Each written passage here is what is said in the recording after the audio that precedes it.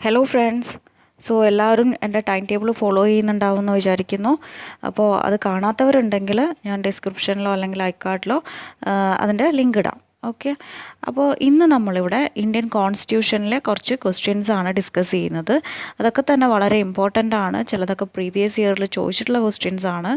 അപ്പോൾ അതായത് ഇനി നമ്മൾ കുറച്ച് അങ്ങോട്ടേക്ക് ഇന്ത്യൻ കോൺസ്റ്റിറ്റ്യൂഷനിലെ തന്നെ ക്വസ്റ്റ്യൻസ് ആയിരിക്കും ഡിസ്കസ് ചെയ്യുന്നുണ്ടാവുക. കാരണം അതാണ് കഴിഞ്ഞ എക്സാമിൽ കുറച്ച് ടഫായിട്ട് തോന്നിയിട്ടുള്ളത്. അപ്പോൾ നമുക്ക് ക്വസ്റ്റ്യൻസ് സ്റ്റാർട്ട് ചെയ്യാം. ഓക്കെ. ഫസ്റ്റ് ക്വസ്റ്റ്യൻ ഇതാണ്: ഇന്ത്യൻ ഭരണഘടനാ ശില്പി. ഇന്ത്യൻ ഭരണഘടനയുടെ ശില്പി ആരാണ് എന്നതാണ് ക്വസ്റ്റ്യൻ. അപ്പോൾ ഇത് ശരിക്കും ഇന്ന് ഞാൻ ഇടുന്നത് കംപ്ലീറ്റും ഒരു വിഇഒനെയും കൂടി ബേസ് ചെയ്തിട്ടുള്ളതാണ്. യൂണിവേഴ്സിറ്റി അസിസ്റ്റൻറ്റും ഉണ്ട്, അതുപോലെ തന്നെ വിഇഒന് വേണ്ടിയിട്ട് കൂടിയുള്ളതാണ്. ഓക്കെ. അപ്പോൾ ഫസ്റ്റ് ക്വസ്റ്റ്യൻ എന്തായിരുന്നു? ഇന്ത്യൻ ഭരണഘടനയുടെ ശില്പി ആരാണ് എന്നതാണ് ക്വസ്റ്റ്യൻ. എന്താണ്? BR അംബേദ്കർ ആണ് ഇന്ത്യൻ ഭരണഘടനയുടെ ശില്പി എന്നറിയപ്പെടുന്നത്. ആരാണ്? BR അംബേദ്കർ. അപ്പോൾ ഇന്ന് ഇവിടെ പറയുന്നത് ശരിക്കും പറഞ്ഞാൽ യൂണിവേഴ്സിറ്റി അസിസ്റ്റൻറ്റിനും യൂസ്ഫുൾ ആയിരിക്കും, അതുപോലെ തന്നെ വിഇഒ എക്സാം എഴുതുന്നവർക്കും വളരെ യൂസ്ഫുൾ ആയിട്ടുള്ള വീഡിയോ ആയിരിക്കും. അതുകൊണ്ടാണ് മലയാളത്തിൽ ഡിസ്കസ് ചെയ്യുന്നത്. ഓക്കെ. അപ്പോൾ ആരാണ് ഇന്ത്യൻ ഭരണഘടനയുടെ ശില്പി എന്ന് പറയുന്നത്? BR അംബേദ്കർ ആണ് ഇന്ത്യൻ ഭരണഘടനയുടെ ശില്പി. ഓക്കെ. ഇന്ത്യൻ ഭരണഘടനയുടെ ശില്പി ആരാണ്? BR അംബേദ്കർ. അത് എത്രയോ പ്രാവശ്യം ചോദിച്ചിട്ടുള്ള ഒരു ക്വസ്റ്റ്യനാണ്. അപ്പോൾ അത് നോട്ട് ചെയ്ത് വയ്ക്കുക. സെക്കൻഡ് ക്വസ്റ്റ്യൻ എന്ന് പറയുന്നത് ഭരണഘടനയുടെ കരട് രൂപം തയ്യാറാക്കുന്നതിനുള്ള 7 അംഗ സമിതിയുടെ അധ്യക്ഷൻ ആരായിരുന്നു? ഭരണഘടനയുടെ കരട് രൂപം തയ്യാറാക്കുന്നതിനുള്ള 7 അംഗ സമിതിയുടെ അധ്യക്ഷൻ ആരാണ്? BR അംബേദ്കർ തന്നെയാണ് 7 മെമ്പർ കമ്മിറ്റിയുടെ അധ്യക്ഷൻ എന്ന് പറയുന്നത്. അതിൻ്റെ ആൻസറും ഏതാണ്? BR അംബേദ്കർ. അപ്പോൾ ഞാനിവിടെ ക്വസ്റ്റ്യൻ എഴുതിയിട്ടില്ല, അപ്പോൾ ഒന്നുകൂടി ഞാൻ റിപ്പീറ്റ് ചെയ്യാം. ഫസ്റ്റ് ക്വസ്റ്റ്യൻ ഇതായിരുന്നു: ഇന്ത്യൻ ഭരണഘടനയുടെ ശില്പി ആരായിരുന്നു? അത് ആൻസർ BR അംബേദ്കർ ആണ്. അതുപോലെ തന്നെ ഭരണഘടനയുടെ കരട് രൂപം തയ്യാറാക്കുന്നതിനുള്ള 7 അംഗ സമിതിയുടെ അധ്യക്ഷൻ എന്ന് പറയുന്നതും BR അംബേദ്കർ ആണ്. ഇനി അടുത്തത് നോക്കാം. ഭരണഘടനാ നിർമ്മാണ സമിതി നിലവിൽ വന്ന വർഷം. ഭരണഘടനാ നിർമ്മാണ സമിതി നിലവിൽ വന്ന വർഷം 1946 ഭരണഘടനാ നിർമ്മാണ സമിതി രൂപം കൊണ്ടത്. ഓക്കെ. 1946. അടുത്ത ക്വസ്റ്റ്യൻ: കോൺസ്റ്റിറ്റ്യൂവൻ്റ് അസംബ്ലിയുടെ ചെയർമാൻ. ഇത് ഒരുപാട് തവണ ചോദിച്ചിട്ടുള്ളതാണ്. നിങ്ങൾക്ക് കൺഫ്യൂഷൻ ഉണ്ടാവുന്നൊരു കാര്യം കൂടിയാണ്. കോൺസ്റ്റിറ്റ്യൂവൻ്റ് അസംബ്ലിയുടെ ചെയർമാൻ. കോൺസ്റ്റിറ്റ്യൂവൻ്റ് അസംബ്ലിയുടെ ചെയർമാൻ ആരാണ്? ഡോക്ടർ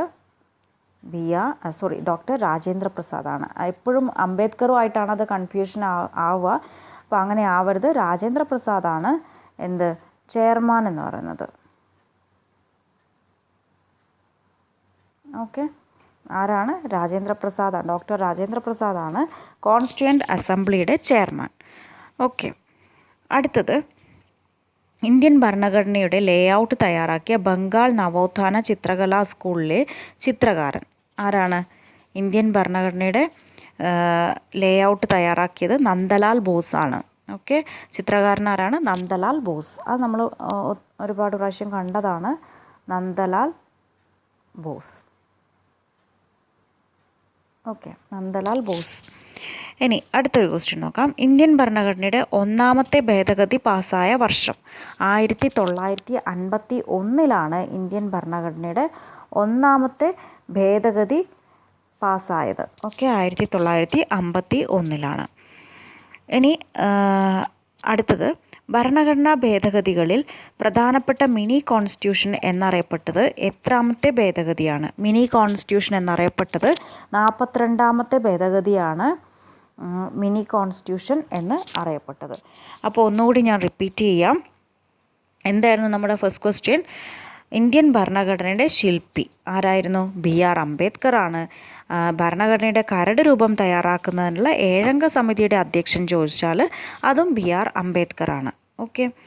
ഭരണഘടനാ നിർമ്മാണ സമിതി നിലവിൽ വന്ന വർഷം 1946. പിന്നെ കോൺസ്റ്റിറ്റ്യൂവൻ്റ് അസംബ്ലിയുടെ ചെയർമാൻ രാജേന്ദ്ര പ്രസാദാണ്. ഡോക്ടർ രാജേന്ദ്ര പ്രസാദാണ് കോൺസ്റ്റിറ്റ്യൂവൻ്റ് അസംബ്ലിയുടെ ചെയർമാൻ. പിന്നെ എന്താണ്, ഇന്ത്യൻ ഭരണഘടനയുടെ ലേഔട്ട് തയ്യാറാക്കിയ ബംഗാൾ നവോത്ഥാന ചിത്രകലാ സ്കൂളിലെ ചിത്രകാരൻ ആരാണ്? നന്ദലാൽ ബോസാണ്. അടുത്തത്, ഇന്ത്യൻ ഭരണഘടനയുടെ ഒന്നാമത്തെ ഭേദഗതി പാസ്സായ വർഷം 1951. ഭരണഘടനാ ഭേദഗതികളിൽ മിനി കോൺസ്റ്റിറ്റ്യൂഷൻ എന്നറിയപ്പെട്ടത് 42ാമത്തെ ഭേദഗതിയാണ്. ഓക്കെ, ഇനി അടുത്തത് നോക്കാം. സ്വത്തവകാശം മൗലികാവകാശമല്ലാതാക്കിയ ഭേദഗതി, അതായത് റൈറ്റ് ടു പ്രോപ്പർട്ടി ഉണ്ടല്ലോ, അത് ഏത് അമെൻമെൻ്റ് അനുസരിച്ചാണ് ഇല്ലാതാക്കിയത് അല്ലേ? റൈറ്റ് ടു പ്രോപ്പർട്ടി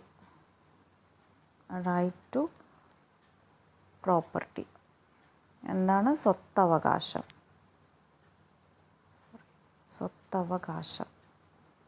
ഓക്കെ, അത് ഏത് ഭേദഗതി അനുസരിച്ചാണ്?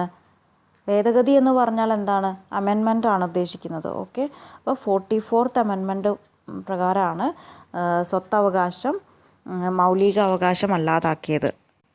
നെക്സ്റ്റ് വൺ, വോട്ടിംഗ് പ്രായം 21 നിന്ന് 18 വയസ്സായി കുറച്ച ഭേദഗതി. വോട്ടിംഗ് പ്രായം 21 വയസ്സിൽ നിന്ന് 18 വയസ്സ് ആക്കിയത് 21 നിന്ന് 18 ആയത് അല്ലേ? വോട്ടിംഗ് 21 നിന്ന് 18 ആക്കിയ ഭേദഗതി ഏതാണ്? 61ാം ഭേദഗതി അനുസരിച്ചാണ് എന്താക്കിയത്? വോട്ടിംഗ് ഏജ് എന്ന് പറയുന്നത് 21 നിന്ന് 18 ആക്കിയത്. അടുത്ത ക്വസ്റ്റ്യൻ നോക്കാം. 6 വയസ്സിനും 14 വയസ്സിനും ഇടയ്ക്കുള്ള കുട്ടികൾക്ക് വിദ്യാഭ്യാസം മൗലികാവകാശമാക്കിയ ഭേദഗതി. 6 വയസ്സിനും 14 വയസ്സിനും ഇടയിലുള്ള കുട്ടികൾക്ക് വിദ്യാഭ്യാസം മൗലികാവകാശമാക്കിയത് ഏത് ഭേദഗതി അനുസരിച്ചാണ്? 86th അമെൻമെൻറ്റ് അനുസരിച്ചാണ് 6 വയസ്സിനും 14 വയസ്സിനും ഇടയ്ക്കുള്ള കുട്ടികൾക്ക് വിദ്യാഭ്യാസം നിർബന്ധമാക്കിയത്. ഇനി അടുത്ത ക്വസ്റ്റ്യൻ എന്താണെന്ന് നോക്കാം. മൗലികാവകാശം എന്ന ആശയം ഏത് രാജ്യത്തെ ഭരണഘടനയിൽ നിന്നാണ് നാം സ്വീകരിച്ചത്? ഏതാണ് മൗലികാവകാശം എന്ന ആശയം? ഏത് രാജ്യത്തെ ഭരണഘടനയിൽ നിന്നാണ്? അമേരിക്കൻ കോൺസ്റ്റിറ്റ്യൂഷനിൽ നിന്നാണ് നമ്മൾ മൗലികാവകാശം എന്ന ആശയം കടമെടുത്തിരിക്കുന്നത്. ഇനി അടുത്തത് നോക്കാം. ഇന്ത്യൻ ഭരണഘടനയുടെ സംരക്ഷകൻ രാഷ്ട്രപതിയാണ്. അടുത്ത ക്വസ്റ്റ്യൻ, പൗരൻ്റെ മൗലികാവകാശങ്ങളെക്കുറിച്ച് ഭരണഘടനയുടെ ഏത് ഭാഗത്താണ് പ്രതിപാദിച്ചിരിക്കുന്നത്? പാർട്ട് 3 മൗലികാവകാശങ്ങളെ പറ്റിയിട്ട് പറയുന്നത്. ഏത് പാർട്ടാണ്? പാർട്ട് 3. അടുത്തത്, ഇന്ത്യൻ പൗരന് ഭരണഘടന ഉറപ്പ് നൽകുന്ന മൗലികാവകാശങ്ങൾ എത്രയാണ്? 6 എണ്ണമാണ് ഇന്ത്യൻ പൗരന് ഭരണഘടന ഉറപ്പ് നൽകുന്ന മൗലികാവകാശങ്ങൾ. ഇനി മൗലികാവകാശങ്ങളുടെ പട്ടികയിൽ നിന്ന് ഒരവകാശം പിന്നീട് ഒഴിവാക്കി. ഏതാണ് അത്? ഞാൻ മുന്നേ പറഞ്ഞു എന്താണ്? റൈറ്റ് ടു പ്രോപ്പർട്ടി അല്ലേ? സ്വത്ത് സമ്പാദിക്കാനുള്ള അവകാശമാണ് ഒഴിവാക്കിയത്. അടുത്ത ക്വസ്റ്റ്യൻ നോക്കാം. ആര് പ്രധാനമന്ത്രിയാവുന്ന കാലത്താണ് സ്വത്തവകാശം മൗലികാവകാശം അല്ലാതാക്കിയത്? ആര് പ്രധാനമന്ത്രി ആയിരുന്ന കാലത്താണ് സ്വത്തവകാശം മൗലികാവകാശം അല്ലാതാക്കിയത്? അതായത് ഇത് ആരാണ്? മൊറാർജി ദേശായി ആയിരുന്നു അപ്പോൾ പ്രധാനമന്ത്രിയായിരുന്നത്. ആരാണ്? മൊറാർജി ദേശായി. ഇനി അടുത്ത ക്വസ്റ്റ്യൻ നോക്കാം. ഭരണഘടനാ ഭേദഗതിയെക്കുറിച്ച് പ്രതിപാദിക്കുന്ന വകുപ്പ്. ഭരണഘടനാ ഭേദഗതിയെക്കുറിച്ച് പ്രതിപാദിക്കുന്ന വകുപ്പ് ആർട്ടിക്കിൾ 368 ആണ്. ഓക്കെ, ആർട്ടിക്കിൾ 368 ആണ്. അപ്പോൾ ഞാൻ ഒന്നുകൂടി പറയാം. വോട്ടിംഗ് പ്രായം 21 നിന്ന് 18 വയസ്സാക്കിയത് 61ാം ഭേദഗതിയിലാണ്. പിന്നെ വന്നത് ഏതാണ്? 6 വയസ്സിനും 14 വയസ്സിനും ഇടയ്ക്കുള്ള കുട്ടികൾക്ക് വിദ്യാഭ്യാസം മൗലികാവകാശമാക്കിയത് 86ാം ഭേദഗതി അനുസരിച്ചാണ്. പിന്നീട് മൗലികാവകാശം എന്ന ആശയം ഏത് രാജ്യത്തെ ഭരണഘടനയിൽ നിന്നാണ് നാം സ്വീകരിച്ചത്? അമേരിക്കൻ കോൺസ്റ്റിറ്റ്യൂഷനിൽ നിന്നാണ്. അടുത്ത ക്വസ്റ്റ്യൻ, ഇന്ത്യൻ ഭരണഘടനയുടെ സംരക്ഷകൻ രാഷ്ട്രപതിയാണ്. പൗരൻ്റെ മൗലികാവകാശങ്ങളെക്കുറിച്ച് ഭരണഘടനയുടെ ഏത് ഭാഗത്താണ് പ്രതിപാദിച്ചിരിക്കുന്നത്? പാർട്ട് 3 ഇന്ത്യൻ പൗരന് ഭരണഘടന ഉറപ്പു നൽകുന്ന മൗലികാവകാശങ്ങൾ എത്ര എണ്ണം? 6. പിന്നെ മൗലികാവകാശങ്ങളുടെ പട്ടികയിൽ നിന്ന് ഒരവകാശം പിന്നീട് ഒഴിവാക്കി. ഏതാണത്? സ്വത്ത് സമ്പാദിക്കാനുള്ള അവകാശം. ആര് പ്രധാനമന്ത്രി ആയിരുന്ന കാലത്താണ് സ്വത്തവകാശം മൗലികാവകാശം അല്ലാതാക്കിയത്? മൊറാർജി ദേശായി. ഭരണഘടനാ ഭേദഗതിയെക്കുറിച്ച് പ്രതിപാദിക്കുന്ന ആർട്ടിക്കിൾ 368 ആണ്. ഇനി അടുത്ത ക്വസ്റ്റ്യൻ എന്താണെന്ന് നോക്കാം. അറസ്റ്റ് ചെയ്യപ്പെട്ടയാൾക്ക് മൗലികാവകാശം ഉണ്ടോ എന്നതാണ് ക്വസ്റ്റ്യൻ. ഉണ്ട്, അയാൾക്കും മൗലികാവകാശം ഉണ്ട്. മൗലികാവകാശ ലംഘനത്തിന് എന്താണ് പരിഹാരം? എന്താണ്? ഒന്നുകിൽ അനുയോജ്യമായ റിട്ടോ അല്ലെങ്കിൽ ഉത്തരവോ ആണ് അതിനുള്ള പരിഹാരം. ഇനി അടുത്തത് നോക്കാം. മൗലികാവകാശങ്ങൾ നിർത്തലാക്കാൻ ആർക്കാണ് അധികാരം? ആർക്കാണ് മൗലികാവകാശം നിർത്തലാക്കാനുള്ള അധികാരം? രാഷ്ട്രപതിക്കാണ് മൗലികാവകാശം നിർത്തലാക്കാനുള്ള അധികാരമുള്ളത്. ഓക്കെ, അടുത്ത ക്വസ്റ്റ്യൻ ഇതാണ്. മൗലികാവകാശങ്ങൾ ഭേദഗതി ചെയ്യാൻ ആർക്കാണ് അവകാശം? ആർക്കാണ്? പാർലമെൻറ്റിനാണ് മൗലികാവകാശങ്ങൾ ഭേദഗതി ചെയ്യാനുള്ള അധികാരമുള്ളത്. ഓക്കെ, ഇനി നെക്സ്റ്റ് വൺ. പൗരൻ്റെ മൗലിക കടമകൾ ഏത് ഭരണഘടനാ ഭേദഗതി പ്രകാരമാണ് ഭരണഘടനയിൽ ഉൾപ്പെടുത്തിയിരിക്കുന്നത്? ഏതാണ്? 42-ാം ഭേദഗതി പ്രകാരമാണ് പൗരൻ്റെ മൗലിക കടമകൾ ഭരണഘടനയിൽ ഉൾപ്പെടുത്തിയിരിക്കുന്നത്. Next one. ഭരണഘടനയുടെ ആത്മാവ് എന്ന് BR അംബേദ്കർ വിശേഷിപ്പിച്ച ആർട്ടിക്കിൾ ഏതാണ്? ആത്മാവ് എന്ന് വിശേഷിപ്പിച്ചത് ആർട്ടിക്കിൾ 32-നെയാണ്. ഇത് ഇമ്പോർട്ടൻ്റ് ആണ്. ആർട്ടിക്കിൾ 32-നെയാണ് ഭരണഘടനയുടെ ആത്മാവ് എന്ന് ആര് വിശേഷിപ്പിച്ചത്? അപ്പോൾ അത് 2 ക്വസ്റ്റ്യനായി. ആര് വിശേഷിപ്പിച്ചു എന്നതും പഠിക്കണം, ഏത് ഭേദഗതിയാണ് അങ്ങനെ വിശേഷിപ്പിച്ചതെന്നും പഠിക്കാം. ഏത് ആർട്ടിക്കിളിനെയാണ്? ആർട്ടിക്കിൾ 32-നെയാണ് ഭരണഘടനയുടെ ആത്മാവെന്ന് BR അംബേദ്കർ ആണ് വിശേഷിപ്പിച്ചത്. ഓക്കെ, ദെൻ സോഷ്യലിസം, മതേതരം എന്നീ പദങ്ങൾ ഭരണഘടനയുടെ ആമുഖത്തിൽ ഉൾപ്പെടുത്തിയത് ഏത് ഭരണഘടനാ ഭേദഗതിയിലൂടെയാണ്? അത് ആർട്ടിക്കിൾ 42 തന്നെയാണ് അതിൻ്റെ ആൻസർ. ഓക്കെ, ഇനി അടുത്തത്. പൗരൻ്റെ മൗലിക കടമകൾ ഏത് വകുപ്പിലാണ് ഉൾക്കൊള്ളിച്ചിരിക്കുന്നത്? ആർട്ടിക്കിൾ 51A പൗരൻ്റെ മൗലിക കടമകൾ ഉൾക്കൊള്ളിച്ചിരിക്കുന്നത്. ഓക്കെ, ഇനി അടുത്തത്. ഏത് ആർട്ടിക്കിളിലാണ് പൗരൻ പാലിച്ചിരിക്കേണ്ട കടമകൾ ഉൾപ്പെടുത്തിയിരിക്കുന്നത്? സെയിം ക്വസ്റ്റ്യനാണ്. 51A തന്നെയാണ് ആൻസർ.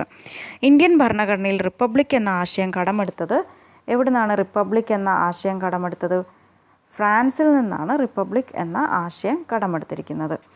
ഇനി ഇന്ത്യൻ ഭാഷാടിസ്ഥാനത്തിൽ ആദ്യമായി രൂപവൽക്കരിക്കപ്പെട്ട സംസ്ഥാനം ഏതാണ്? ഏതാണ് ഇന്ത്യൻ ഭാഷാടിസ്ഥാനത്തിൽ ആദ്യമായി രൂപവൽക്കരിക്കപ്പെട്ടത്? ആന്ധ്രയാണ്. അത് 1953 ഒക്ടോബർ 1-നാണ് രൂപീകരിക്കപ്പെട്ടത്. ഇനി അടുത്തത് നോക്കാം. പ്രത്യേക ഭരണഘടനാ പദവിയുള്ള ഇന്ത്യൻ സംസ്ഥാനം അറിയാവുന്നതാണ്. ജമ്മു കാശ്മീരിനാണ് പ്രത്യേക ഭരണഘടനാ പദവിയുള്ളത്. ഭരണഘടനയുടെ 8-ാം പട്ടിക അനുസരിച്ച് അംഗീകരിച്ചിട്ടുള്ള ഭാഷകളുടെ എണ്ണം എത്ര ഭാഷകളാണ്? 8-ാം പട്ടിക അംഗീകരിച്ചിട്ടുള്ളത് 22 ലാംഗ്വേജസ് ആണ്. ഓക്കെ, ഇനി മൗലികാവകാശങ്ങളുടെ ശില്പി എന്നറിയപ്പെടുന്നത് സർദാർ വല്ലഭായ് പട്ടേലാണ് മൗലികാവകാശങ്ങളുടെ ശില്പി. ഇന്ത്യൻ ഭരണഘടനാ നിർമ്മാണ വേളയിൽ ഉപദേശകനായി പ്രവർത്തിച്ചതാരാണ്? BN റാവു ആണ്. ഓക്കെ, ഇനി ഇന്ത്യൻ ഭരണഘടന നിലവിൽ വന്നത് 1950 ജനുവരി 26-നാണ് ഇന്ത്യൻ ഭരണഘടന നിലവിൽ വന്നത്. അപ്പോൾ ഏതൊക്കെയായിരുന്നു ക്വസ്റ്റ്യൻസ് ഒന്നുകൂടി പറയാം. മൗലികാവകാശങ്ങൾ ഭേദഗതി ചെയ്യാൻ ആർക്കാണ് അവകാശം? പാർലമെൻറ്റിനാണ് അവകാശം. പൗരൻ്റെ മൗലിക കടമകൾ ഏത് ഭരണഘടനാ ഭേദഗതി പ്രകാരമാണ് ഭരണഘടനയിൽ ഉൾപ്പെടുത്തിയിരിക്കുന്നത്? 1976-ലെ 42-ാം ഭേദഗതി അനുസരിച്ച്. Next one. ഭരണഘടനയുടെ ആത്മാവ് എന്ന് BR അംബേദ്കർ വിശേഷിപ്പിച്ച article? Article 32. Next one. Socialism, മതേതരം എന്നീ പദങ്ങൾ ഭരണഘടനയുടെ ആമുഖത്തിൽ ഉൾപ്പെടുത്തിയിരിക്കുന്നത് ഏത് ഭരണഘടനാ ഭേദഗതിയിലൂടെയാണ്? 42-ാം ഭേദഗതി. അടുത്തത്. പൗരൻ്റെ മൗലിക കടമകൾ ഏത് വകുപ്പിലാണ് ഉൾക്കൊള്ളിച്ചിരിക്കുന്നത്? 51A ഇന്ത്യൻ ഭരണഘടനയിൽ റിപ്പബ്ലിക് എന്ന ആശയം കടമെടുത്തിരിക്കുന്നത് ഫ്രാൻസിൽ നിന്നാണ്. അടുത്തത്. ഇന്ത്യയിൽ ഭാഷാടിസ്ഥാനത്തിൽ ആദ്യമായി രൂപവൽക്കരിക്കപ്പെട്ട സംസ്ഥാനം ഏതാണ്? ആന്ധ്രയാണ്. 1953 ഒക്ടോബർ 1-ന്. പ്രത്യേക ഭരണഘടനാ പദവിയുള്ള ഇന്ത്യൻ സംസ്ഥാനം ഏതാണ്? ജമ്മു കാശ്മീർ. ഭരണഘടനയുടെ 8-ാം പട്ടിക അംഗീകരിച്ചിട്ടുള്ള ഭാഷകളുടെ എണ്ണം 22 മൗലികാവകാശങ്ങളുടെ ശില്പി എന്നറിയപ്പെടുന്നത് സർദാർ വല്ലഭായ് പട്ടേലാണ്. ഇന്ത്യൻ ഭരണഘടനാ നിർമ്മാണ വേളയിൽ ഉപദേശകനായി പ്രവർത്തിച്ചത് BN റാവു ആണ്. അടുത്തത്. ഇന്ത്യൻ ഭരണഘടന നിലവിൽ വന്നത് 1950 ജനുവരി 26-നാണ്. അപ്പോൾ ഇനിയും നമ്മൾ അങ്ങോട്ട് കോൺസ്റ്റിറ്റ്യൂഷൻ്റെ ക്വസ്റ്റ്യൻസ് ആണ് ഡിസ്കസ് ചെയ്യുന്നത്. അപ്പോൾ എല്ലാവർക്കും എൻ്റെ ക്ലാസ് ഇഷ്ടപ്പെട്ടിട്ടുണ്ടെങ്കിൽ തീർച്ചയായിട്ടും ലൈക്ക് ചെയ്യുക, അതുപോലെ തന്നെ ഷെയർ ചെയ്യുക ഫ്രണ്ട്സൊക്കെ ആയിട്ട്. പിന്നെ ഇതുവരെ സബ്സ്ക്രൈബ് ചെയ്യാത്തവരാണെങ്കിൽ please subscribe and support me. Subscribe ചെയ്താൽ ബെല്ലൈക്കൺ ഉണ്ട് അടുത്ത് തന്നെ. അപ്പോൾ അത് ക്ലിക്ക് ചെയ്തിട്ടുണ്ടെങ്കിൽ മാത്രമേ നിങ്ങൾക്ക് നോട്ടിഫിക്കേഷൻ വരുള്ളൂ. So thank you for watching. By.